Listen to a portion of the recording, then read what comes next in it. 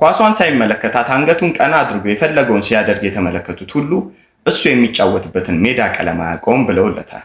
ቱርካዊ አሰልጣኝ ፋቲህ ቴሪም እሱን ወደ ሚላን ለማምጣት ሁለቴ ማሰብ አልተጠበቀባቸውም። ምክንያቱም በፍሎረንስ ቤት ለሚያውቁት የእሱ ተአምራዊ እግሮች የሚላንን ካዝና በሪካርድ ዋጋ መስበር ተገቢ እንደነበረ በደንብ ያውቁ ነበር። እሱ በፖርቹጋል ታሪክ ከታዩ ተጫዋቾች መሃል በቴክኒክ የላቀው ነው። ብዙውን ጊዜ ከአጥቂዎች ጀርባ የአጥቂ አማካኝ በመሆን በፈጠራ ሚና በዋናነት ቢጮትም እሱ ያልነካውን የሜዳ ሚና ማግኘት አይቻልም። ሁለተኛ አጥቂና የክንፍ ተጫዋች በመሆንም በተለያዩ አጋጣሚዎች ኃላፊነቱን ተወጥቷል። ኳስ እግራቸው ስር ከምጣፍጥላቸው ተጫዋቾች መሃልም ነው።